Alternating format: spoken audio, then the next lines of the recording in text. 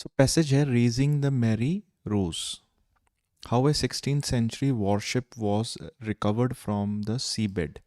Worship मतलब ये कोई शिप थी जो फाइट में, जो लड़ाई में यूज़ की जाती थी. सो 16th century की एक वॉरशिप थी, वो रिकवर हुई from the C bed. Seabed मतलब समुंदर के नीचे से, मतलब समुंदर के तल से उसको रिकवर किया और उसका नाम था मैरी रोज. सबसे पहले हम क्वेश्चंस करेंगे true false not given. So first question check करते हैं. There is some doubt about what causes the Mary Rose to sink. इसका मतलब ये है कि कुछ डाउट था कि किस वजह से मैरी रोज सिंक हुई. ठीक है, अगर इसमें हम देखें accounts of what happen to the ship vary. इसका मतलब है कि क्या हुआ शिप के साथ, ये वेरी करता है. वेरी का मतलब इसके कई एक्सप्लेनेशन है. While witnesses agree that she was not. अब शी कौन है? जो शिप है उसके लिए जनरली शी वर्ड यूज किया जाता है. While witnesses agree that she was not hit by the French, some maintain that she was outdated, overladen. Overladen outdated, पुरानी हो गई थी. ओवरलेडन मतलब ज़्यादा भार था उस पर, इसलिए डूब गई. And sailing too low in the water, बहुत नीचे मतलब दबी हुई थी भार की वजह से. Others that she was mishandled by the undisciplined crew. तो कुछ बोलते थे कि ये कि अनडिसिप्लिन्ड क्रू होता है जो शिप की में शिप को चलाने वाले या शिप को मैनेज करने वाले जो टीम होती है, ठीक है, वो अनडिसिप्लिन था. तो इसका आंसर जो होएगा, क्योंकि इसमें डाउट्स थे, किसी को क्लैरिटी नहीं थी कि क्या हुआ मैरी रोज के साथ, वो क्यों सिंक हुई, तो ये आंसर हो जाएगा ट्रू. ठीक है, नेक्स्ट है Mary Rose was the only ship to sink in the battle of 19 July 1545. So Mary Rose इकलौती शिप थी जो कि डूबी 19 जुलाई 1545 की बैटल में. ठीक है, सो ये चेक करते हैं. 19 July English French fleet were engage in. So इसके बारे में हमारे पास कोई इंफॉर्मेशन नहीं है, सो इसलिए ये हमारा आंसर हो जाएगा not given. Most of one side of Mary Rose lay undamaged under the सी. इसका मतलब है एक साइड का ज़्यादातर हिस्सा जो है मैरी रोज का, वो अनडैमेज्ड था अंडर द सी. ले मतलब वो ऐसे ही लेटा हुआ था. अनडैमेज्ड मतलब उसमें कोई खराबी नहीं आई थी. सो लेट्स सी, अगर इसमें हम देखें, because of the way the ship sank nearly all the starboard half survived intact. So as a result, the starboard side filled rapidly, leaving the exposed port left side of the eroded by marine organisms and mechanism degraded. जो left side थी eroded मतलब वो खराब हो गई marine organisms ने और mechanical degradation की वजह से. डिग्रेडेशन मतलब धीरे धीरे वो खराब हो गया. सो लेफ्ट साइड खराब हो गई. But because of the way ship sank, जिस तरह शिप डूबी थी, nearly all the starboard half जो था, जो उसका आगे का जो मोस्ट लाइकली हिस्सा था, सर्वाइव्ड इंटैक्ट. सर्वाइव्ड इंटैक्ट मतलब उसमें कोई भी दिक्कत नहीं हुई, वो ऐसे ही इंटैक्ट रहा. So one side of the Mary Rose lay undamaged under the sea. So ये आंसर हो जाएगा true. Alexander Mackay knew that the wreck would contain many valuable historical objects. जो ये मैकनी था, ये जानता था कि उसमें बहुत सारे वैल्यूएबल हिस्टोरिकल ऑब्जेक्ट्स होंगे. तो यहाँ पे है मैकी and his team now new for certain. Certain मतलब पक्का था उनको, that they had found the wreck but they were as yet unaware that it was housed a treasure trove of beautifully preserved artifacts. ठीक है, सो इसमें ये तो उनको पक्का था कि certain that they had found the wreck, उन्होंने ये तो मिल गया, but were as yet unaware, but अभी भी वो अनअवेयर थे दैट इट ऑल्सो हाउस्ड मतलब उसमें था, क्या था, treasure trove of beautifully preserved artefacts. So उसमें हिस्टोरिकल आर्टिफैक्ट्स थे, वैल्यूएबल आर्टिफैक्ट्स थे, ये उनको नहीं पता था. तो इसका आंसर ये हो जाएगा फॉल्स. इसमें लिखा है उनको पता था, दे न्यू, बट उसमें उनको दे वर अनअवेयर, तो उनको नहीं पता था. किसके बारे में नहीं पता था? आर्टिफैक्ट्स के बारे में. सो नेक्स्ट जो क्वेश्चन है वो है, look at the following statement, match each statement with the correct date. ठीक है, सो हमें इसको करेक्ट डेट से मैच करना है, 5 से लेके 8 तक जो क्वेश्चन हैं. A search for the Mary Rose was launched.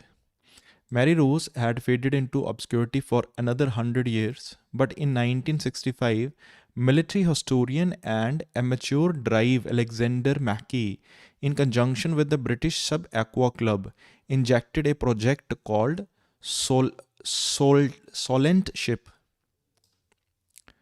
ठीक है. While a paper on this was to plan to examine the number of known wrecks in the Solent, what Mackey really hoped for was to find the Mary Rose. ठीक है. So 1965 में एक military historian और amateur driver था मैकी. उन्होंने अच्छा, एक historian और एमेच्योर डाइवर था जो मतलब समुद्र में डाइव करते हैं, वो तैरते हैं. सो मैकी उसने ब्रिटिश सब एक्वा क्लब के साथ कंजंक्शन मतलब साथ में मिलके एक प्रोजेक्ट स्टार्ट किया, सोलेंट शिप. तो उसका मेन एम था कि एग्जामिन करना नोन व्रैक्स इन द सोलेट, मतलब एक जगह पे जो शिप्स वगैरह हैं उनको फाइंड आउट करना, एग्जामिन करना. बट जो मैकी का रियल होप था वो था फाइंड करना मैरी रोज को, जो डूबी हुई शिप थी उसको ढूंढना था. So that means a search for Mary Rose was launched. So answer क्या आ जाएगा? 1965. सो 1965 आंसर ये होगा सी. 6th क्वेश्चन है, one person's exploration of the Mary Rose site stopped. जो एक पर्सन एक्सप्लोर कर रहा था मैरी रोज को, उसका जो मतलब जो वो प्रोसेस था वो रुक गया. ये हमें इस पैरा में मिलेगा, हम थोड़ा इसे पढ़ते हैं. ऑन जून 86 को some fisherman of the Solent found that their equipment was caught on an under water obstruction. तो कुछ मछुआरे थे, उन्हें पता लगा कि उनका जो इक्विपमेंट है वो फंस गया था. ठीक है, अंडर वाटर ऑब्स्ट्रक्शन किसी अड़चन में, which turn out to be the Mary Rose. अच्छा, वो वही शिप थी, मैरी रोज शिप थी. Diver John Dean happened to be exploring another sunken ship nearby. तो जो एक डाइवर था जॉन डीन, ये एक आस पास में एक शिप डूबी हुई थी उसको एक्सप्लोर कर रहा था, मतलब उसमें ढूंढ रहा था कुछ. And the fisherman approached him, fisherman उसके पास गए, asking him to free their gears. उसने बोला कि यार नीचे जाके हमारे गियर्स को ठीक कर दो, मतलब फ्री कर दो, वो फंसे हुए हैं. डीन डाइव्ड डाउन, उसने वो नीचे गोता लगाया, and found the equipment caught on a timber protruding slightly from the C bed. तो उसने नीचे देखा, उसने मिला कि वो फंसे हुए हैं. एक्सप्लोरिंग फर्दर, उसे एक्सप्लोर किया. ही अनकवर्ड सेवरल अदर टिम्बर्स होते हैं लकड़ियाँ वगैरह, तो उसने और बहुत सारी लकड़ियाँ उसे टिम्बर मिले.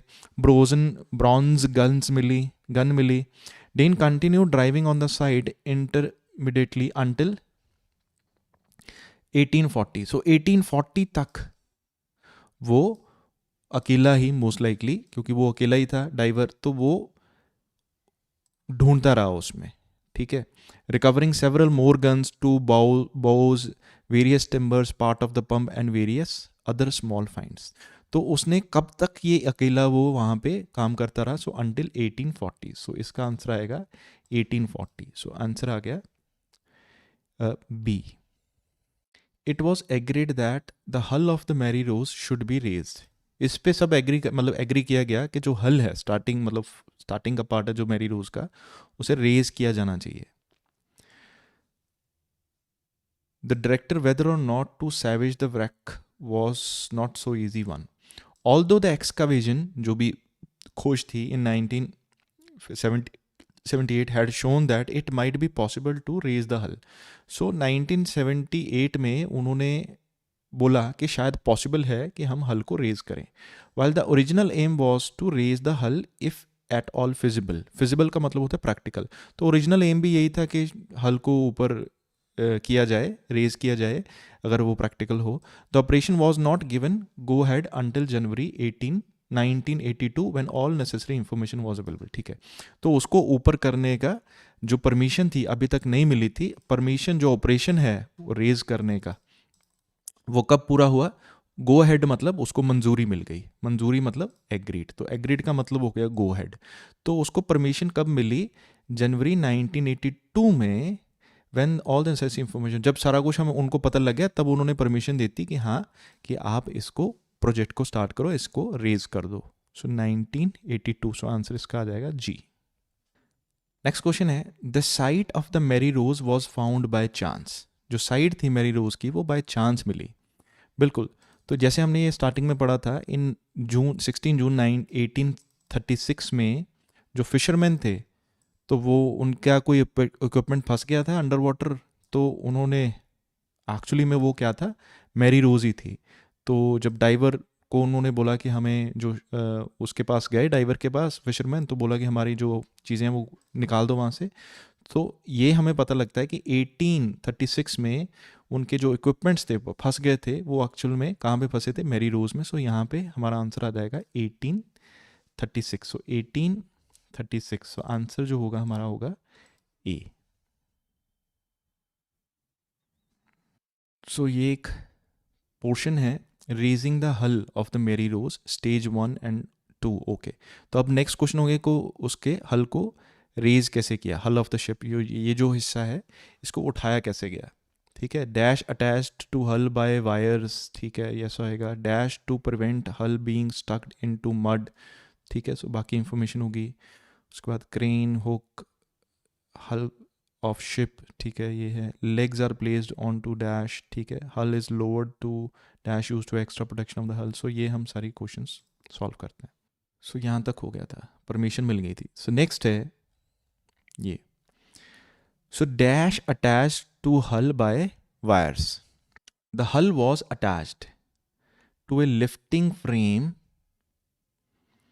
Bye a network of bolt and lifting wires. ठीक है, सो बोल्ट और लिफ्टिंग वायर से अटैच किया था, मतलब लिफ्टिंग फ्रेम को से हल को अटैच किया था। So attach to hull, so hull was attached to a lifting frame. So answer हमारा आ जाएगा, अगर तो 2 वर्ड्स हैं हम लिफ्टिंग फ्रेम भी लिख सकते हैं, अगर 1 वर्ड होता तो हम लिखते फ्रेम। सो आंसर होगा इसका lifting frame. So dash to prevent, prevent का मतलब होता है रोकना, तो रोकना hull being sucked into mud. So जो हल है वो मड के बीच में धंस ना जाए, तो डैश टू प्रिवेंट। तो क्या था, द प्रॉब्लम ऑफ द हल being sucked back downwards into the mud was overcome, मतलब बाय यूजिंग 12 हाइड्रोलिक जैक्स। तो 12 हाइड्रोलिक जैक्स उन्होंने लगाए थे, जिसके वो उन्होंने सॉल्व किया ये डूबने की प्रॉब्लम को। सो 2 वर्ड्स था, इसलिए हम यहाँ पे 12 नहीं लिखेंगे, हम लिखेंगे या तो अकेला जैक्स या हाइड्रोलिक जैक लिखना, वैसे हाइड्रोलिक लिखना ज़रूरी है। Hook, hull of the ship, legs are placed on to dash, ठीक है, यहाँ पे लेग्स आ जाएगा।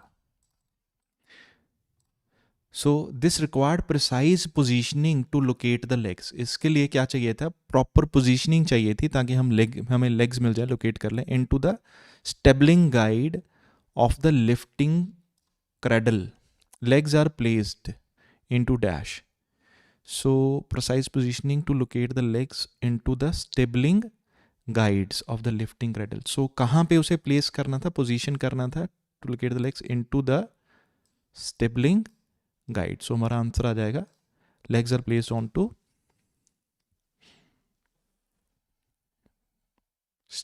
stabbing guides. Lifting cradles was designed to fit the hull using archaeological survey drawing and was fitted with airbags to provide additional cushion to the hull's delicate timber framework. Dash used to extra protect for the hull. Dash used to extra protection for the hull. Additional cushioning. Cushioning होता है help, basically protection. Additional cushioning. So was fitted with airbags to provide additional cushioning. ठीक है, सो उसमें क्या fit किए गए थे, air bags. तो ये आंसर हमारा 13 हो जाएगा,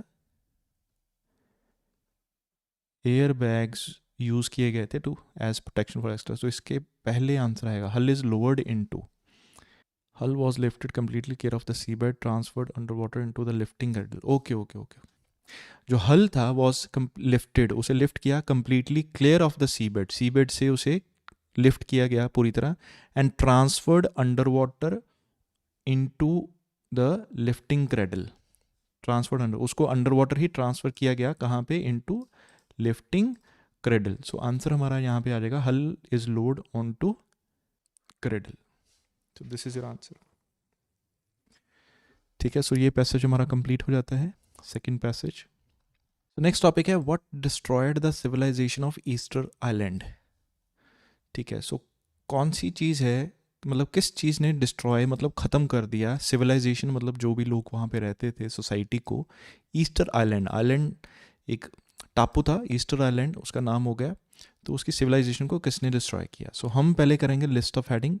ईस्टर आइलैंड और रप्पू नाओ नुआ, रप्पू नुआ, तो इनका दोनों का मतलब क्या है, सेम। या तो हम ईस्टर आइलैंड बोलें या Rapa Nui, as it is known locally, locally इसको ये बोलते हैं, is home to several hundred ancient human statues. ठीक है, तो ये यहाँ पे बहुत सारे एंशियंट ह्यूमन स्टैचूज थे, ये उसके लिए जाना जाता है वहाँ पे।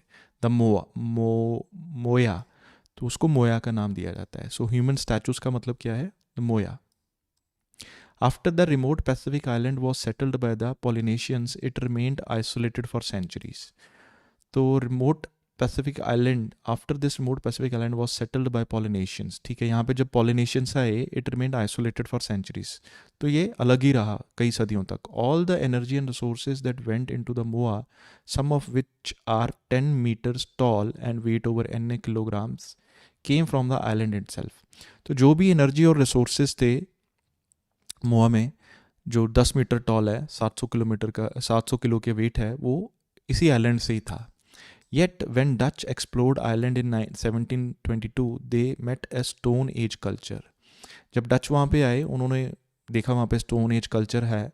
द मोआ, स्टोन मतलब स्टोन से ही सब कुछ चीज़ें बनती हैं, वो हो गया stone age culture. The moai were covered with stone tools then transported for many kilometers without the use of animals or wheels to massive stone platforms. तो उन्होंने देखा कि मोआ जो कार्व्ड मतलब उनको कार्व्ड किया था स्टोन टूल से, मतलब स्टोन से उसे कार्विंग होती है, उस पर कारीगरी की हुई थी. देन ट्रांसपोर्टेड मैनी किलोमीटर, बहुत किलोमीटर दूर तक उसको ट्रांसपोर्ट किया without the use of animals और wheels to massive stone platforms. कोई भी एनिमल का यूज़ नहीं किया, व्हील्स का यूज़ नहीं किया, ठीक है, मैसिव स्टोन प्लेटफॉर्म्स को ट्रांसपोर्ट किया. The identity of the moai builders was in doubt until well into the 20th century. जो उनकी आइडेंटिटी थी वो पता नहीं कौन थे, मतलब 20th सेंचुरी में पता लग गया. Thor Heyerdahl, the Norwegian ethnographer and adventurer, thought the status statues had been created by pre-Inca people from Peru. तो ये कोई एडवेंचरर था, एथनोग्राफर था, उसने कहा कि पेरू से लोगों ने बनाया है. Best selling Swiss author Erich और वॉन ये बिलीव करते थे they were build by stranded extraterrestrials. Stranded होता है फंसे हुए, और एक्स्ट्रा टेरेस्टेरियल्स मतलब एलियंस हो गए जो बाहर की दुनिया से आए हैं. तो वो बोल रहा है कि इसने बनाया है. Modern science, linguistic, archaeological and genetic evidence has definitely proved the Moa builders were Polynesians, but not how they moved their creations. ठीक है, तो ये जो मॉडर्न साइंस है ना, तो उसने तो प्रूव कर दिया, डेफिनेटली मतलब पक्का प्रूव कर दिया कि मोआ बिल्डर्स कौन थे, पॉलिनेशियंस थे, बट ये नहीं पता कर पाए कि किया कैसे, उन्होंने मूव कैसे किया.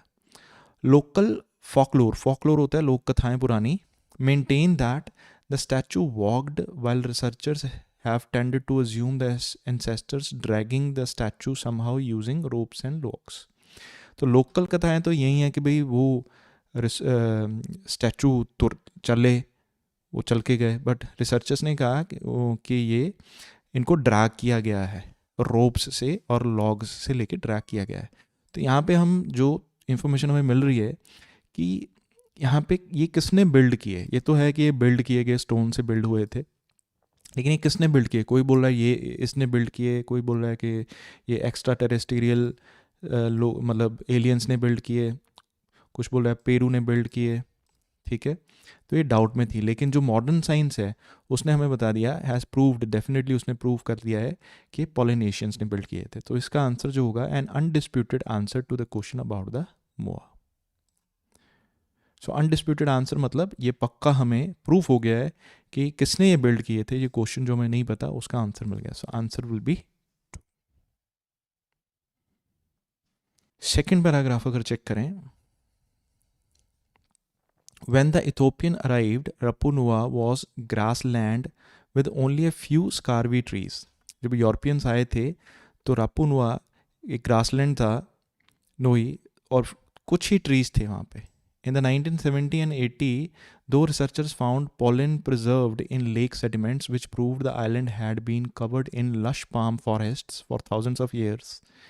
1970 और 80 में रिसर्चर्स को ये मिला कि अच्छा वह लेक में जो सेडिमेंट्स थे, जो पदार्थ थे, खनिज पदार्थ थे, उससे उन्हें पता लगा कि यहाँ पे बहुत ज़्यादा फॉरेस्ट होता था, पाम फॉरेस्ट होता था, ट्रीज होंगे thousands of years तक. Only after the pollination arrived did those forests disappear. Pollinations जब आए ना तभी वो ख़त्म हुए.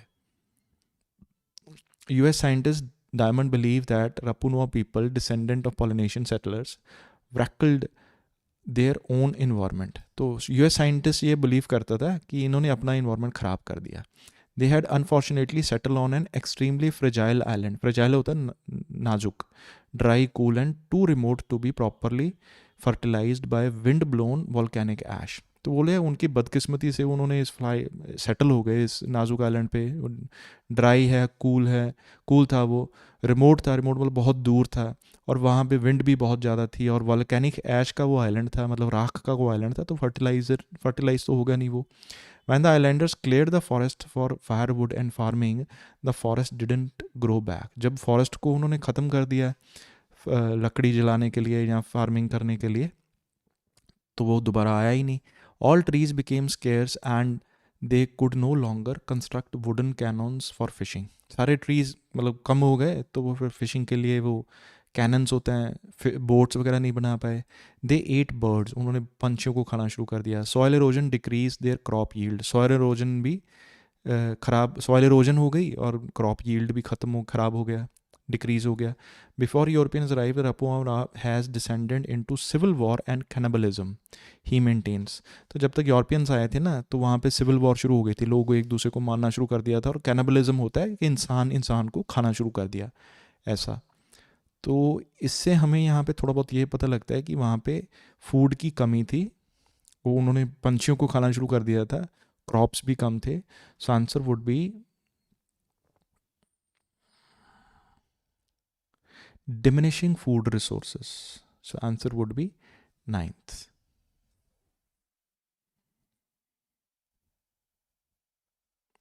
The Moa, he thinks, जो मोआए थे, उसने सोचा, accelerated the self destruction. जो उन्होंने मोआ था, वो पत्थर वाले जो स्टैचू थे, उसने इंक्रीज कर दी सेल्फ डिस्ट्रक्शन, खुद को ही मारना. डायमंड जो पर्सन था वो इंटरप्रेट करता, मतलब उसने समझाया them as power display by rival chieftains who trapped a remote little island lacked other ways of asserting their dominance. So Diamond ये समझाता है कि as power display by rival chieftains. So जो ये जो मोआ था वो पावर डिस्प्ले करता था वहाँ पर, जो सबसे ऊपर चीफियन कोई चीफ होगा जो कि रिमोट आइलैंड में ट्रैप हो गया था. Lacked other ways of asserting there dominance, और कोई तरीका नहीं था कि उनका डोमिनेंस शो करने का. दे कम्पीटेड,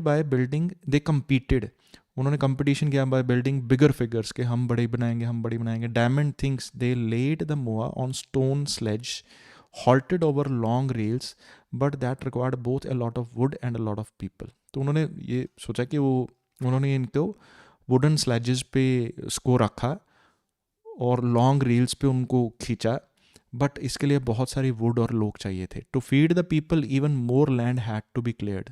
तो उनको खिलाने के लिए और भी ज़्यादा लैंड को साफ़ किया, मतलब फॉरेस्ट सारा ख़त्म कर दिया. When the wood was gone, जब ख़त्म हो गई लकड़, and civil war began, civil war शुरू हो गई. And the islander became toppling the moai. By the 19th century none was standing. तो सब खत्म हो गया, मतलब उन्होंने वो भी गिराने शुरू कर दिए, तो और कोई भी खड़ा नहीं रहा था, मतलब नन वॉज स्टैंडिंग, मतलब सब खत्म हो गया था वहाँ पे. सो इसका answer would B how the statue made a situation worse. कैसे जो स्टैचू है उसने सिचुएशन को और भी ख़राब कर दिया. सो ये फर्स्ट लाइन से पता लग जाएगा कि सेल्फ डिस्ट्रक्शन, मोआ जो स्टैचू थे उन्होंने सेल्फ डिस्ट्रक्शन को इंक्रीज कर दिया, सिचुएशन को और भी ख़राब कर दिया. सो answer is 8th. So how statue made a self-destruction, how statue made a situation worse. Archaeologist Terry Hunt of the University of Hawaii and Kala Repo of California State University agree that the Easter Island lost its lush forest and that it was an ecological catastrophe. तो ये जो एक टेरी person है university का, इसने agree हुआ कि eastern island का फॉरेस्ट ख़त्म हो गया और इकोलॉजिकल कैटास्ट्रॉफे था. ये कैटास्ट्रॉफे होता है बहुत भयानक सिचुएशन, भयंकर. But they believe the islander themselves want to blame. But वो बिलीव करते थे कि इसका आइलैंडर्स मतलब वहाँ पे जो रहते थे लोग, उनकी कोई गलती नहीं है. And the moai certainly want. तो वो स्टैचू तो उनकी तो बिल्कुल भी गलती नहीं है. Archaeologists' excavations indicate that Rapunau went to heroic efforts to protect the resources of their wind-lashed, infertile fields. तो वो एक्सकवेशन ने ये इंडिकेट किया है कि वो हीरोइक एफर्ट किए उन्होंने अपने रिसोर्सेज को, जो विंड लैश्ड मतलब बहुत ज़्यादा हवा चलती थी वहाँ पे रिसोर्सेज को और इनफर्टाइल फील्ड को जो अब उपजाऊ नहीं था उनको बचाने का हीरोइक एफर्ट किए. They build thousands of circular stone windbreakers and gardened inside them. उन्होंने बहुत बड़े बड़े स्टोन्स खड़े किए विंड को ब्रेक करने के लिए, और वहाँ पे अंदर उन्होंने उसकी गार्डनिंग की. गार्डनिंग मतलब वहाँ फिर अंदर उन्होंने क्रॉप्स वगैरह उगाए. And used broken volcano rocks to keep the soil moist. तो और जो टूटे हुए रॉक्स होते थे, वॉल्केनिक रॉक्स थे, वो यूज़ करते थे सॉइल को में नमी देने के लिए. In short, Hunt and Lipo argue the prehistoric Rapa Nui were pioneer of sustainable farming. तो अगर ये शॉर्ट में बोलें तो ये जो वो दोनों बोलते थे कि ये जो रपुनुआ थे, प्री हिस्टोरिक रपुनुआ थे, ये पॉइनर थे. मतलब ये स्टार्टिंग पॉइनर होता है जो कोई पर्सन स्टार्टिंग किसी चीज़ की स्टार्टिंग करे, ठीक है, इन्वेंशन करे. Of sustainable farming, sustainable farming की इन्होंने इन्वेंशन की. मतलब इन्होंने काफ़ी सारे हीरोइक एफर्ट किए उस आइलैंड को बचाने के लिए. तो हमारा ये आंसर हो जाएगा evidence of innovation environmental management practices. तो हमें ये एविडेंस मिलता है कि वहाँ उन्होंने इन्वायरमेंट को मैनेज करने की प्रैक्टिसेस के लिए में काफ़ी सारी इनोवेशंस की. पॉइनर का मतलब इनोवेशन की उन्होंने. सस्टेनेबल फार्मिंग मतलब इन्वायरमेंट मैनेजमेंट प्रैक्टिसेस उन्होंने इनोवेट की. ये एविडेंस मिलता है क्योंकि उन्होंने इंडिकेट किया था वहाँ के आर्कोलॉजिक एक्सकवेशन से. So answer would be 1. E paragraph देखें. हंट एंड लिपो ये दोनों कंटेंड दैट उन्होंने मतलब ये बताया that moai building was an activity that helped keep the peace between islanders. तो मोआ बिल्डिंग एक एक्टिविटी थी, मतलब स्टैचू बनाना एक ऐसी एक्टिविटी थी जिसमें आइलैंडर्स में शांति बनी रहती थी. They also believe that moving the moai required few people and no wood. जो उसे मूव करने के लिए कुछ लोगों की ज़रूरत पड़ती थी, वुड नहीं because they were walked upright, क्योंकि वो सीधा वॉक करते थे. On that issue Hunt and lipo से आर्कोलॉजिकल एविडेंस बैकअप रपुआ फॉकलोर्स. तो उससे ये पता लगता है कि जो आर्कोलॉजिकल एविडेंस है उसे ये पता लगता है कि जो रपुआ के फॉकलोर्स थे, फॉकलोर मतलब जो उनकी लोक कथाएँ थी पुरानी, बैकअप होता है मतलब उनको सपोर्ट करता है. ठीक है. सो यहाँ पे हम ये भी बोल सकते हैं a theory which supported a local belief. So एक थ्योरी जिसमें लोकल बिलीफ को सपोर्ट किया. So answer is 4. Moreover, Hunt and Lippo are convinced that the settlers were not wholly responsible for the loss of the island tree.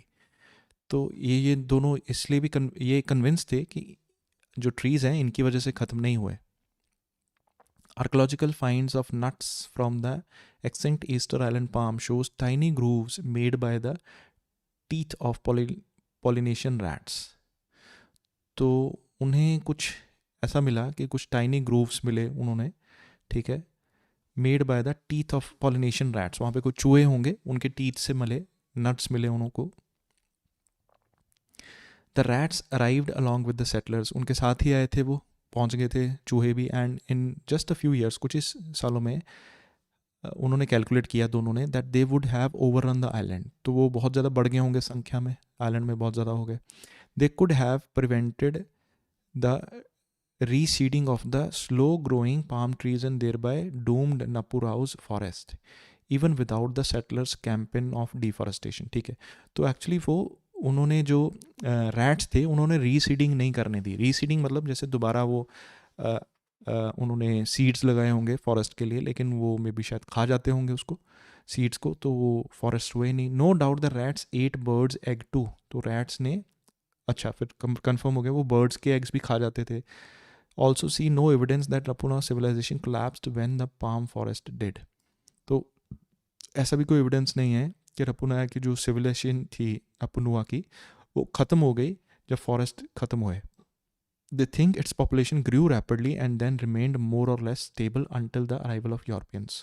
उन्होंने सोचा कि इसकी population बढ़ी और ये जब तक यूरोपियन आए वो उतनी ही थी। Who introduced deadly disease in which islanders had no immunity? ठीक है, जब यूरोपियंस आए ना तो उन्होंने बाहर से डिजीज़ ले आए, जैसे कोरोना वायरस आया था यहाँ ऐसे ही सिमिलरली। तो वो भी जब वहाँ पे गए तो वो डिजीज़ ले आए जिसकी उनके पास इम्यूनिटी नहीं थी उनको वो डिजीज़ से बचने की। Then in the 19th century slave trade disseminated the population which shriveled to 111 people by 1877। Then may be शायद उनको एज अ स्लेव बना के ले गए यूरोपियंस। ठीक है, सो इसका आंसर हो जाएगा destruction outside the inhabitants control. तो उनकी जो डिस्ट्रक्शन हुई है वो उनकी वजह से नहीं हुई, एक तो रैट्स की वजह से हुई, वो सब खा गए। दूसरा जब यूरोपियंस आए तो वो बीमारी लेके आए। ठीक है, सो उसकी वजह से उनकी पॉपुलेशन खत्म हुई या फिर उनको स्लेव्स बना लिया उन्होंने। So the answer is 7th। Hunt and Lipo's vision therefore is one of the islands populated by peace and ingenious Moas builders and carefully strewed of the land rather than by reckless destroyer ruining their own environment and society। तो वो बोलते थे कि ये islands की जो population थी वो पीसफुल थे, इंजीनियस थे। ठीक है, वो कोई रेकलेस डिस्ट्रॉयर्स नहीं थे जो इन्वायरमेंट और सोसाइटी को ख़त्म कर रहे थे, मतलब वो अच्छे थे। Rather than a case of abject failure, Rapa Nui is unlikely story of success. वो एक फेलियर नहीं है, वो एक अनलाइकली स्टोरी है सक्सेस की, they claim. Whichever is the case, there is surely some valuable lessons which the world are at large can learn from the story of Napua। जो भी हो, ठीक है, जैसा भी था वो सही था, अच्छा था, गलत था, तो हमें उससे कुछ लेसन सीखने चाहिए। So two opposing views.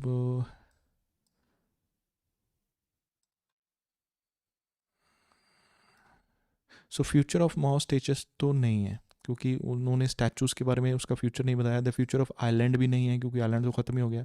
So two opposing views about Rapa Nui's people. ठीक है, सो यहाँ पे आंसर आ जाएगा 6, क्योंकि कुछ लोग वो बोल रहे थे कि ये पीसफुल इंजीनियस है, लेकिन ये कुछ बोल रहे थे कि ये डिस्ट्रॉय करने वाले, इन्वायरमेंट को, सोसाइटी को ख़त्म करने वाले। बोले कि ज़रूरी नहीं है, जैसा भी था वो, जो भी केस था, मतलब जैसा भी था, अच्छा था बुरा था, हमें उससे कुछ ना कुछ सीखना चाहिए। ठीक है, so answer would B 6th।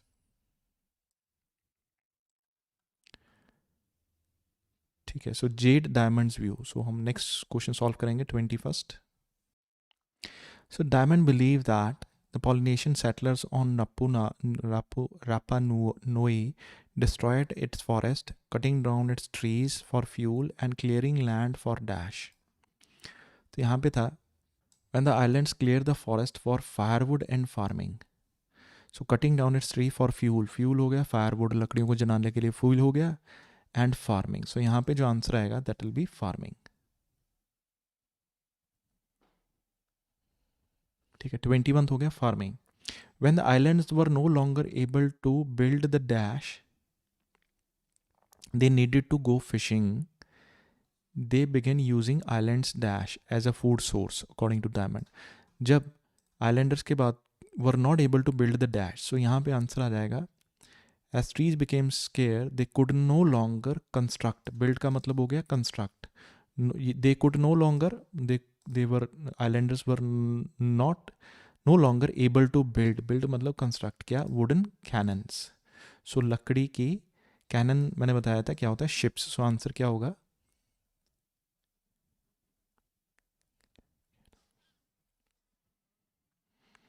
ठीक है, so they needed to go fishing. So canoes वो बिल्ड नहीं कर पाए जो चाहिए थी फिशिंग के लिए. They began using the islands dash. So they ate birds. तो उन्होंने क्या खाना शुरू कर दिए? Birds. They began using the islands. So answer is birds as a food source. So उन्होंने यूज़ करना शुरू कर दिया बर्ड्स को एज अ फूड सोर्स, मतलब उनको खाना शुरू कर दिया. Diamond also claim that, Diamond ये क्लेम करता है कि moai were build to show a power of islands chieftain. जो उसको बिल्ड किया था वो क्यों किया था? जो चीफ है उनका, उसकी पावर को शो करने के लिए. And the method of transporting the statue need only a great number of people but also a great deal of dash. तो उसको बहुत सारे लोग भी चाहिए थे मूव करने के लिए और डैश भी चाहिए था. सो यहाँ पे था तो ठीक है, डोमिनेंस शो करने के लिए, चिफ्टियंस की डोमिनेंस शो करने के लिए था. दे कंप्लीटेड, ठीक है, building bigger figures. Diamond think they led moai on wooden sledges halting over long rails required both मतलब दोनों, a lot of wood and a lot of people. तो यहाँ पे आ जाएगा. सो एक तो लॉट ऑफ पीपल चाहिए थे, दूसरा ग्रेट डील ऑफ, आंसर आ जाएगा वुड.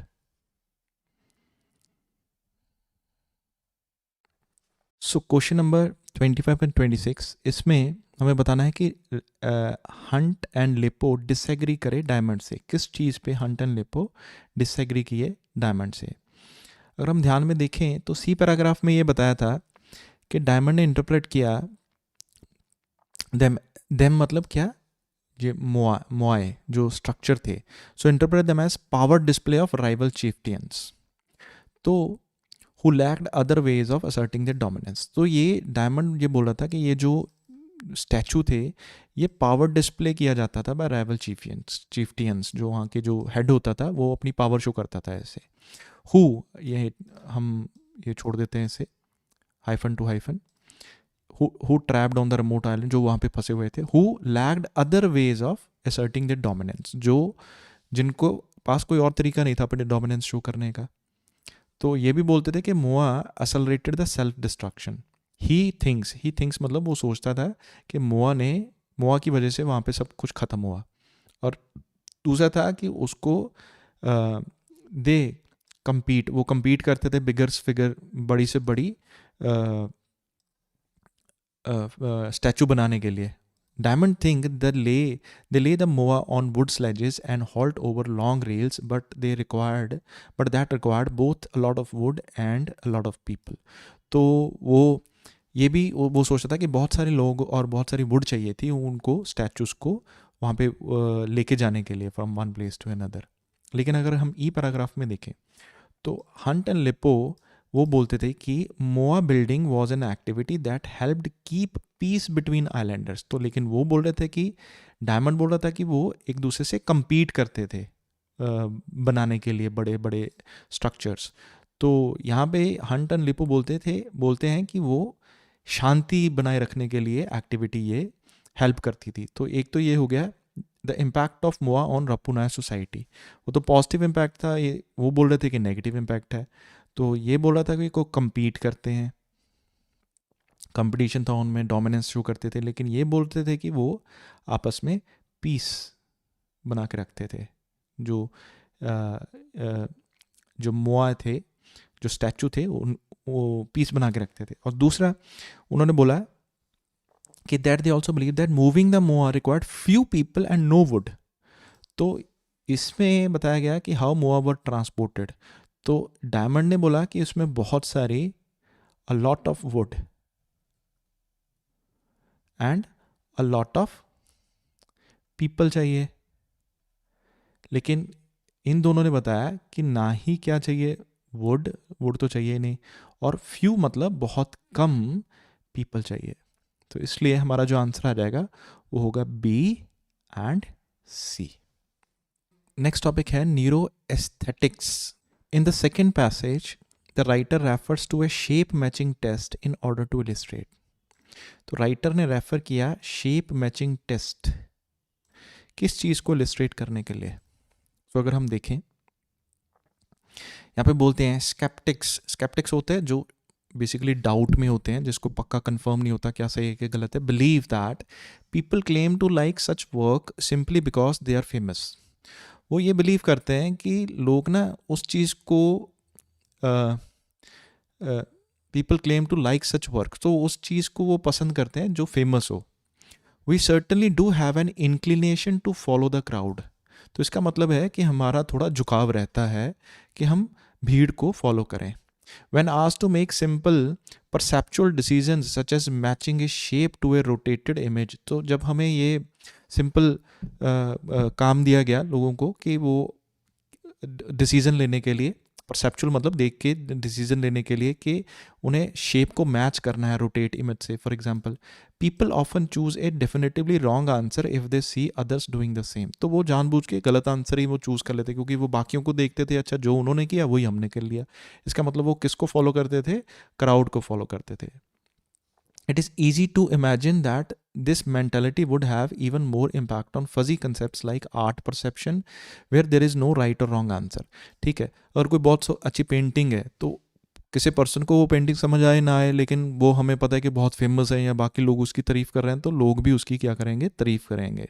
इसका मतलब सेकेंड पैराग्राफ में ये हम फेमस चीज़ को लाइक करते हैं, भीड़ को फॉलो करते हैं, तो हम वही आंसर दे देते हैं जो सब देखते हैं, हम बाकी जो दे रहे हैं. इसका मतलब हमें खुद की परसेप्शन नहीं है. सो इसका आंसर जो हो जाएगा वो होगा answer C. So our tendency to be influenced by the opinions of others. तो हमारी जो रुझान है वो ऐसा रहता है कि इन्फ्लुएंस हो जाते हैं हम बाकियों के ओपिनियन से. The Reliance of modern art abstract forms नहीं है, सब्जेक्टिव नेचर नहीं है. सब्जेक्टिव होता है कि पर्सन टू पर्सन वेरी करती है, ऐसा तो नहीं है हर पर्सन की अलग है तो सेम भीड़ को फॉलो कर रहे हैं. कॉमन प्रॉब्लम इनकाउंटर वेबसाइट, गलत है. So answer is C. 28th question है Angela Hardway Dowen finding indicate that. So Angela की जो फाइंडिंग थी उसने क्या इंडिकेट किया कि लोग क्या करते हैं. सो एंजेला जो यहाँ पे थी responded to his this debate by asking volunteers to view pair of painting. तो उसने रिस्पॉन्ड किया इस डिबेट में, बोला कुछ वॉलंटियर्स को बोला कि कुछ पेयर ऑफ पेंटिंग्स को देखो, either the creation of famous abstract artist और the doodles of infant. Infant होता है एक बच्चा 1 साल का, 1 साल से कम उम्र का, या चिम्प्स एंड एलिफेंट्स. तो उन्होंने 2 तरह की पेंटिंग दिखाई, एक तो आर्टिस्ट हो गए, ठीक है, फेमस उनकी, और दूसरी की जो बच्चे थे, कोई जानवर थे, एलिफेंट हो गए या चिंपैंजी हो गए, उनकी जो पेंटिंग थी, मतलब उन्हें ब्रश वगैरह घुमाया होगा, वो दिखाई. They had they then had to जज विच दे प्रेफर्ड. ठीक है, उन्होंने बोला कि आपको कौन सी पसंद है. A third of the painting were given no caption. मतलब 1/3 पेंटिंग में कुछ नहीं लिखा था, मतलब कोई नाम नूम नहीं लिखा होगा. When while many were labelled incorrectly, बहुत को गलत से लिखा हुआ था, मतलब गलत नाम लिखा हुआ था. Volunteers might think they were viewing a chimps messy brush stroke when they were actually seeing an acclaimed masterpiece. ठीक है, तो गलत लेबल लगा दिया, उस पर लिखा कि चिंपैंजी ने बनाई है ये पिक्चर, लेकिन वो किसी बहुत ही अक्लेम्ड, मतलब बहुत बड़े फेमस किसी मास्टरपीस को देख रहे होंगे. मतलब है बहुत फेमस पिक्चर, लेकिन उन्होंने उस पर नाम लगा दिया कि चिंपैंजी की है ये. In each set of trials, मतलब जो भी उन्होंने ट्रायल्स किए, volunteers generally preferred the work of renowned artist. ठीक है, तो वॉलंटियर्स जो थे उन्होंने वो आर्टिस्ट के वर्क को ही प्रेफर किया, तो वो यही पसंद है. Even when they believed it was by an animal और ए चाइल्ड. ठीक है, उस पर नाम तो एनिमल या चाइल्ड का लिखा हुआ था, लेकिन फिर भी उन्होंने कहा कि हमें यही पसंद है. ठीक है, गलत नाम लिखा होता, लेकिन फिर भी उन्होंने कहा हमें यही पसंद है, हालांकि वो एक्चुअल में किसी फेमस पेंटर की थी. It seemed that viewers can sense the artist vision in painting even if they can't explain why.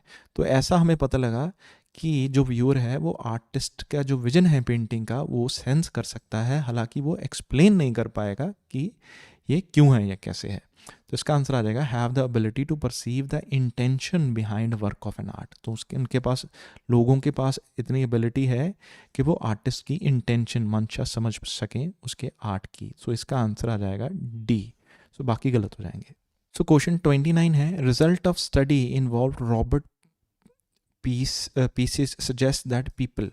तो उसके जो काम था उसके रॉबर्ट के, सो उसके स्टडी से क्या पता लगा कि लोग क्या करते हैं.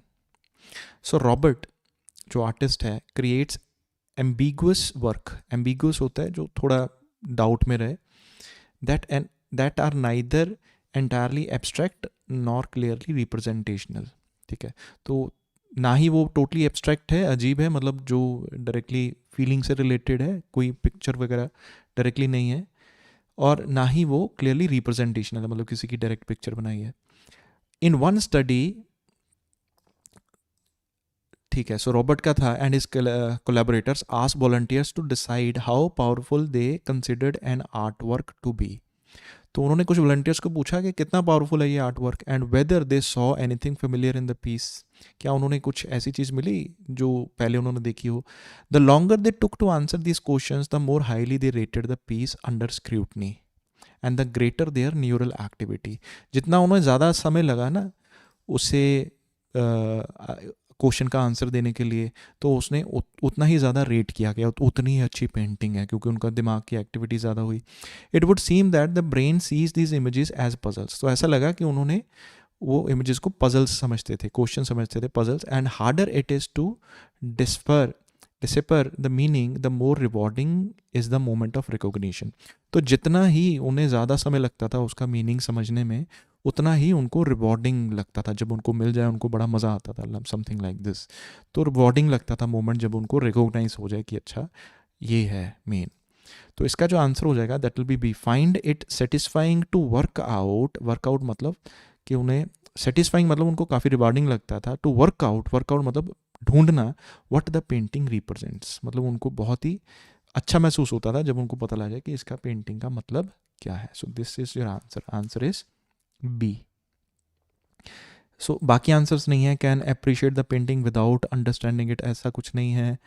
Very widely in time they spend looking at paint, so नहीं, ऐसा भी नहीं है. जनरली प्रेफर रिप्रेजेंटेशनल आर्ट, वो ये प्रेफर करते हैं, वो ऐसा कुछ नहीं है. So answer is B.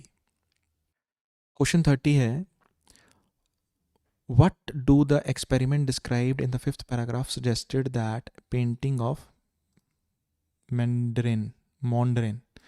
तो इस पे जो एक्सपेरिमेंट हुआ फिफ्थ पैराग्राफ में, so this is a fifth paragraph. And what about artist such as Mondrian who painted consistent exclusively horizontal and vertical lines encasing blocks of colors. ठीक है, horizontal और vertical lines जो लगातार बनाते रहते थे blocks of colors की, तो उसकी पेंटिंग के बारे में बोला है. Mondrian's work are deceptively simple. Deceptive होता है धोखा देना, सिंपल, चलो उसका जो काम है वो डिसेप्टिवली सिंपल है may be, but eye tracking studies confirm that, मतलब लोगों की जो उसे कैसे देखते हैं उसके आंखों को ट्रैक करते कन्फर्म हो गया that they are meticulously composed, उन्हें मेटिकुलसली कंपोज किया गया है. And that simply rotating a piece radically changes the way we view it. अगर हम उसको पीस को रोटेट कर दें तो हमारा देखने का तरीका चेंज हो जाएगा. With the originals, volunteers' eye tend to stay longer on certain place in the image, but with the altered version, they could flit across a piece more rapidly. अगर तो वो सीधा पड़ा है तो काफ़ी देर उसको देखते रहेंगे, लेकिन अगर वो ऑल्टर कर दिया, मतलब उसका रोटेट कर दिया, तो वो रैपिडली उसको देख के मतलब उधर चले जाएंगे दूसरी side. As a result the volunteer consider the altered version less plausible what they later rated the work. ठीक है, जो ऑल्टर्ड था वर्जन, मतलब उसको मे बी शायद चेंज कर दिया, तो उसमें उनको इतना मज़ा नहीं आया. मतलब ओरिजिनल में उनको वो काफ़ी देर तक उसको देखते रहे, उसका उन्हें अच्छा लगा. ठीक है, सो इसका आंसर हो गया they were more carefully put together then they appear. ठीक है, सो इसका आंसर ये हो जाएगा कि उसको बड़ी ही अच्छी तरह से रखा गया था. ठीक है, they can be interpreted in a number of different ways. Interpretation की बात तो यहाँ पे नहीं हुई कि बहुत तरीक़ों से उनको इंटरप्रेट किया जा सकता है, उसका ये मीनिंग भी है, ये मीनिंग भी है, 4-5-10 तरह की meaning. They challenge our assumptions about shape and colour, ऐसा नहीं है. They are easier to appreciate than many other abstract works, उनको आसान था अप्रिशिएट करना, ऐसा नहीं है. तो इसमें जो बात हुई है उसे कैसे ऑर्गेनाइज किया था, मतलब ये कैसे दिखते, ये कैसे ऑर्गेनाइज किया था, तो उसके बारे में बात हुई है. सो इसलिए जो हमारा आंसर होगा that will B A. Question number 31. The discipline of neurothetics aim to bring scientific objectivity to the study of art. जो डिसिप्लिन है न्यूरो एस्थेटिक्स का, उसका मतलब क्या है कि वो उसका एम क्या है कि हमें ऑब्जेक्टिविटी चाहिए स्टडी ऑफ आर्ट में, साइंटिफिक ऑब्जेक्टिविटी. एक होता है वर्ड सब्जेक्टिविटी. सब्जेक्टिविटी का मतलब होता है पक्षपात करना, किसी के साथ भेदभाव करना. ऑब्जेक्टिविटी हो जिसमें कोई भेदभाव ना हो. तो ये आर्ट में कोई भेदभाव नहीं चाहते. स्टडी का डिसिप्लिन का मतलब ये है, एम ये है. Neurological science studies of brain, अगर हम ब्रेन की स्टडी करें, for example, demonstrate the impact which impressionists painting have on our dash. तो वो शो करती है कि इम्प्रेशनिस्ट पेंटिंग्स का इम्पैक्ट क्या पड़ता है हमारे डैश पे। ठीक है, ब्रिंग सब्जेक्ट साइंटिफिक ऑब्जेक्टिविटी चाहिए study of art, and they already give us better understanding of many masterpiece. ठीक है, the blurred imaginary of impressionist, so जो पेंटिंग्स हैं इम्प्रेशनिस्ट की पेंटिंग्स की, seems to stimulate the brains AMYGDALA, AMYD, पता नहीं क्या है, for instance, since this play a crucial role in our feeling, that finding might explain why many people find these pieces so moving होता है जैसे हम किसी चीज़ को देख के बड़ा मूव कर जाए। मूव मतलब ऐसा नहीं कि एक जगह से उठ के दूसरी जगह चले गए, नहीं, मतलब हमारी फीलिंग्स बहुत स्ट्रांग हो गई, जैसे कोई रोने लग गया, कोई हंसने लग गया, या कोई बहुत ही गुस्से हुआ, सो ऐसा। सो इसलिए हम आंसर देंगे इमोशंस। तो ये जो इम्प्रेशनिस्ट हमें मूव करते हैं हमारे, आंसर इसका होगा सी। 32nd क्वेश्चन है, Alex Foresti of the University of Liverpool believes many artists give their work the precise degree of dash which most people appeal to the viewer's brain. Which most appeals to the viewer's brain. इसका मतलब है कि जो person है ये believe करता है कि बहुत सारे artist give their work the precise degree of something. तो ज़्यादातर जो आर्टिस्ट है ना वो अपने काम को एक प्रिसाइज डिग्री, प्रिसाइज होता है एग्जैक्ट डिग्री ऑफ समथिंग, वो देते हैं जो कि व्यूअर के ब्रेन को अपील करता है, मतलब उसे अच्छा लगता है। सो क्या आंसर हो सकता है ऐसा? यहाँ पे है, एलेक्स जो है वो एनालाइज किया उसने डिफरेंट पीसेस ऑफ आर्ट को, and her result suggest that, उसके रिजल्ट ने सजेस्ट किया many artist use a key level of details to please the brain. बहुत सारे जो आर्टिस्ट है ना वो की लेवल ऑफ डिटेल्स यूज करते हैं ब्रेन को प्लीज करने के लिए। अब जी ये जो वर्ड है की लेवल्स ऑफ डिटेल्स, की level of details, so many artist give their work the precise degree of dash. So answer इसका आ जाएगा complexity. So answer would be B. So अब ये कॉम्प्लेक्सिटी का मतलब क्या हो गया? की लेवल ऑफ डिटेल। इसमें कुछ ऐसा समझ में आएगा कि बहुत सारे आर्टिस्ट ना अपनी पेंटिंग में की लेवल ऑफ डिटेल देते हैं। की लेवल मतलब कैसा, मतलब इतना भी आसान ना हो कि लोग देख के समझ आएंगे हाँ ये ऐसी चीज़ है, मतलब वो तो बहुत ही आसान हो गया, तो मे बी उसमें भी उनको मज़ा नहीं आएगा। ऐसा भी ना हो कि कुछ इतना कॉम्प्लिकेटेड हो गया कि समझ में ही नहीं आ रहा कि क्या है क्या नहीं है, तो ये भी सारा कॉम्प्लिकेटेड हो गया तो कुछ समझ में नहीं आएगा उस केस में। लेकिन अगर की लेवल ऑफ डिटेल हो, जैसे कि ऐसी कॉम्प्लेक्सिटी हो कि ना ही बहुत इजी हो ना ही बहुत कॉम्प्लिकेटेड हो, तो उससे हमें पता लगता है कि वो प्रिसाइज डिग्री, एग्जैक्ट डिग्री, मतलब की लेवल हो गया एग्जैक्ट डिग्री, डिटेल का मतलब हो गया कॉम्प्लेक्सिटी।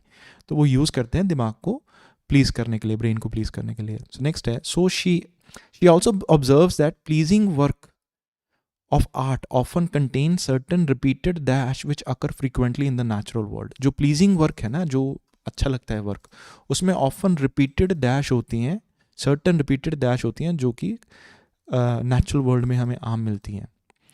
So what's more, ठीक है, उसे आगे क्या है, appealing pieces जो है both abstract and representation show signs of fractals। तो आंसर हमारा जो आंसर आ रहा है वो है फ्रैक्चरल्स। फ्रैक्चरल्स क्या है? तो इन अपीलिंग जो पीसेस हैं उसमें फ्रैक्चरल्स होते हैं। So pleasing work often contains repeated dash. Fractals का मतलब क्या हो जाएगा? ये रिपीटेड मोटिव्स हैं recurring in different scales, different scales होता है, शेप्स में होते हैं ये मोटिव्स जो भी है। Fractals are common throughout the nature, ये कॉमन है नेचर में, जैसे शेप्स ऑफ माउंटेन पीक्स हो गई और ब्रांचेस ऑफ ट्री हो गई। ठीक है, so shapes of mountain peak, so most likely इसका answer movement, concern, layout, skill, interpretation ही होगा। सो आंसर क्या होगा? इमेजेस। फ्रैक्चरल्स क्या हो गया? इमेजेस। सो रिपीटेड इमेजेस उनको काफ़ी, सॉरी इसका आंसर है एच। इमेजेस उनको काफ़ी अपील करती हैं जो कि हमें नेचुरल वर्ल्ड में मिलती हैं, जैसे कि माउंटेन पीक्स हो गई या ब्रांचेस ऑफ ट्रीज हो गई। So that is your answer. Next हमें क्वेश्चन करने हैं येस नो नॉट गिवन। जैसे क्वेश्चन 34 है, forestries finding contradicts previous believes on the functional of fractals in art. जो इसकी फाइंडिंग थी वो पुराने प्रीवियस बिलीव्स के ऑपोजिट थी, कॉन्ट्रडिक्ट कर रही थी, लेकिन इसके बारे में ऐसा कुछ इंफॉर्मेशन गिवन नहीं है। फ्रैक्चरल्स के बारे में हमें पढ़ा है, लेकिन ऐसी कोई गिवन इंफॉर्मेशन नहीं है प्रीवियस बिलीव्स के बारे में, तो इसका आंसर क्या हो जाएगा? Not given. So certain ideas, कुछ जो आइडियाज़ हैं रिगार्डिंग लिंक क्या होता है? कनेक्शन. सो जो कनेक्शन है बिटवीन माइनर न्यूरॉन्स, जो हमारे दिमाग में छोटे छोटे जो न्यूरॉन्स हैं, उसका आर्ट एप्रिसिएशन, मतलब आर्ट की हमें कितना पसंद आता है, उनमें लिंक है. इसके लिंक की फर्दर वेरिफिकेशन चाहिए. सो लेट्स सी, हम यहाँ पे पढ़ें. इट इज़ ऑल्सो इंटरेस्टिंग है that the brain appears to process movements. जो ब्रेन है हमारा, वो मूवमेंट्स को प्रोसेस करता है. When we see a hand written letter as if we are replaying the writer's movement of creation. जब हम हैंड रिटन लेटर देखते हैं तो हमें ऐसा लगता है कि जैसे हम जो राइटर है उसके मूवमेंट्स को दोबारा प्ले कर रहे हैं. This has led some to wonder. इसकी वजह से, मतलब ऐसे ही सम कुछ लोग सोचते हैं कि Pollock's work feel so dynamic, उसका वर्क इतना डायनामिक है because the brain reconstructs the energetic action the artist used as he painted. क्योंकि जो हमारा ब्रेन है वो उसके एनर्जेटिक एक्शंस को दोबारा जोड़ता है, दोबारा बनाता है, रिकन्स्ट्रक्ट करता है जैसे उसने वो पेंटिंग की थी. मतलब जैसे उसने पेंटिंग की, हम उसको दोबारा रिकन्स्ट्रक्ट करते हैं कैसे की है, जो भी है. This may be down to our brains mirror neurons which are known to mimic other actions. ये इस वजह से है, शायद हमारा जो ब्रेन है ना, उसमें जो माइनर न्यूरॉन्स है वो बाकियों के एक्शंस को मिमिक करता है. This hypothesis will need to be thoroughly tested. But ये मतलब ये जो हाइपोथेसिस है, जो थ्योरी है, अभी इसको क्या करना है? टेस्ट करना है. तो हम बाकियों के वर्क को अप्रिशिएट करते हैं. उसका रीज़न ये है कि हमारे जो माइनर न्यूरॉन्स हैं ना, वो बाकियों के एक्शंस को मिमिक करते हैं. इसका मतलब हमारे जो माइक्रो न्यूरॉन्स हैं वो आर्ट एप्रिसिएशन में लिंक है उसमें, लेकिन इसकी फर्दर वेरिफिकेशन चाहिए. ये क्योंकि उसमें लिखा है the hypothesis will need to be thoroughly tested however. सो इसकी अभी टेस्टेशन होनी है. So that is yes, answer आ जाएगा. नेक्स्ट है, people's taste in painting depends entirely on current artistic trends to be of the period. जो लोगों का टेस्ट है ना पेंटिंग में, वो करंट आर्टिस्टिक ट्रेंड्स के बेस पे होता है, इंटायरली उसी पे बेस्ड होता है. ये जो टर्म है वाइल, ये हम तब यूज़ करते हैं जब हम किसी स्टेटमेंट के बाद दूसरी इंफॉर्मेशन को कॉन्ट्रडिक्ट करना हो. तो इसका मतलब ये भी हम समझ सकते हैं कि हालांकि fashion of the time might shape what is currently popular. मतलब हालांकि जो फैशन है वही हम बताएगा आजकल क्या पॉपुलर है, जो ट्रेंड आजकल चल रहा है. जो वर्क है that are best adapted to our visual system may be the most likely to linger once the trends of the previous generation have been forgotten. तो हमें कभी कभी जो हमारा विजुअल सिस्टम है, works that are best adapted to our visual system may be the most likely to linger once the trend of previous generations have been forgotten. जब एक बार previous generation की जो trend है वो भूल जाए, तो हमें कभी कभी फिर वो ज़्यादा मोस्ट लाइकली हमें वो हमारे विजुअल सिस्टम को ज़्यादा अच्छा लगता है. सो दैट मीन्स ऐसा नहीं है कि हमें सिर्फ इंटायरली जो हमारा पेंटिंग का जो टेस्ट है वो करंट ट्रेंड से ही प्रभावित होता है. नहीं, हमें प्रीवियस जनरेशन का जो ट्रेंड है जो ख़त्म हो गया, फिर दोबारा हमें वो पसंद आता है. सो इसलिए ये आंसर क्या हो जाएगा?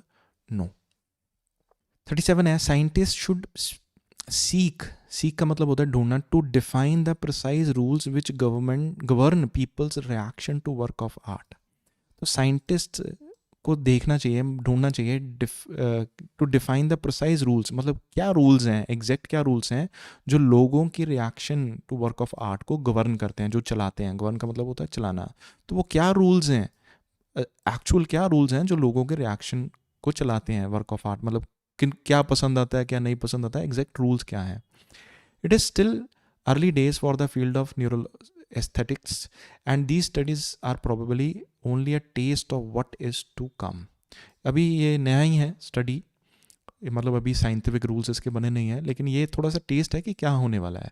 It would however be foolish to reduce art perception to a set of scientific laws. But ये एक बेवकूफ़ी होगी कि अगर हम आर्ट एप्रिसिएशन को, मतलब आर्ट हमें कैसा लगता है, ये कोई लॉ, साइंटिफिक लॉज बना दें उसके लिए. we should not underestimate the importance of style of particular artist, their place in history and artistic environment in their time. हमें ये नहीं भूलना चाहिए कि वो उसको अंडर एस्टिमेट नहीं करना चाहिए, इसके कोई लॉज मोस्ट लाइकली नहीं बनाने चाहिए, क्योंकि हमें ये नहीं भूलना चाहिए कि आर्टिस्ट की हिस्ट्री क्या थी, वो कौन से इन्वायरमेंट में था, किस टाइम में था, उसका क्या स्टाइल था. इसका मतलब हमें ये साइंटिफिक लॉज अगर हम बनाते हैं तो एक ये फुलिश काम होगा. सो इसका मतलब ये सजेशन नहीं दी जा रही, तो हमें ऐसा नहीं करना चाहिए. Art appreciation, next art, 38th question. Art appreciation should always involve taking into consideration the cultural context in which an artist worked. ठीक है, सो ये तो डेफिनेटली येस हो जाएगा, क्योंकि अभी अभी हमने पढ़ा है कि जो आर्ट एप्रिसिएशन है should always involve taking into consideration the cultural context in which the artist worked. तो हमें ये बिल्कुल ध्यान में रखना चाहिए, वो shouldn't underestimate the importance of style of particular artist, the place in history and artistic environment of that time. हमें ये सब ध्यान में रखना चाहिए. So that is answer Y. Yes, हमें उसके स्टाइल को, हिस्ट्री के किस हिस्ट्री में किस प्लेस में था वो, हिस्ट्री के कैसे इन्वायरमेंट में था, कल्चर कैसा था उसका, सब ध्यान में रखना चाहिए. It is easier to find meaning in the field of science than in that of art.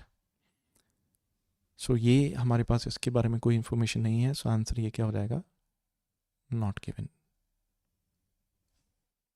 Last question जो है वो है what would be the most appropriate subtitle of the article. So most appropriate subtitle of the article क्या होना चाहिए? So अगर हम last lines पढ़ें, abstract art offers both a challenge and the freedom to play with different interpretations. जो abstract art है वो हमें चैलेंज भी देता है, प्रॉब्लम भी देता है, लेकिन हमें आज़ादी भी देता है कि हम इसकी डिफरेंट इंटरप्रिटेशंस कर पाएँ. ठीक है, so in some ways it is not different to science. अच्छा, ये साइंस के जैसा ही है, कुछ डिफरेंट नहीं है. where we can constantly look for systems and decoding means so that we can view and appreciate the world in a new way. ठीक है, हम कॉन्स्टेंटली इसके सिस्टम्स को, डिकोडिंग मीन्स को ढूंढते रहते हैं, मतलब देखते रहते हैं क्या है, ताकि हम अप्रिशिएट कर सकें ये new way of appreciating the world. So the answer would B some scientific insights into how the brain respond to abstract art. So definitely answer would be A. So हम, ठीक है, ये अभी भी ये साइंस से डिफरेंट नहीं है, और हम अभी भी इसके सिस्टम्स या डिकोडिंग मीन्स ढूंढते रहते हैं कि हम इस न्यू वे को कैसे यूज़ कर सकते हैं अप्रिशिएट करने के लिए वर्ल्ड को, मतलब आर्ट को कैसे हम अप्रिशिएट करते हैं. फोकसिंग ऑन न्यूरल एक्टिविटी, ये तो गलत है. न्यूरल एक्टिविटी मतलब दिमाग की एक्टिविटी से कंपेयर नहीं है. Comparison of neural base of abstract comparison के बारे में नहीं हो रहा. How brain research has altered public opinion, नहीं, पब्लिक ओपिनियन कैसे बदल गया ब्रेन की रिसर्च से, नहीं. सो बेसिकली हम क्या कर रहे हैं कि हम साइंटिफिक इंसाइट्स देख रहे हैं कि ब्रेन कैसे रिस्पॉन्ड करता है एब्स्ट्रैक्ट आर्ट के बारे में. आई होप ये आपको पूरा पैसेज समझ में आया होगा. अगर आपकी कोई भी क्वेरी है तो I will be more than happy कि अगर आप उस पर कमेंट करें, जो भी आपको समझ में नहीं आया मैं उसका डेफिनेटली आंसर दूंगा.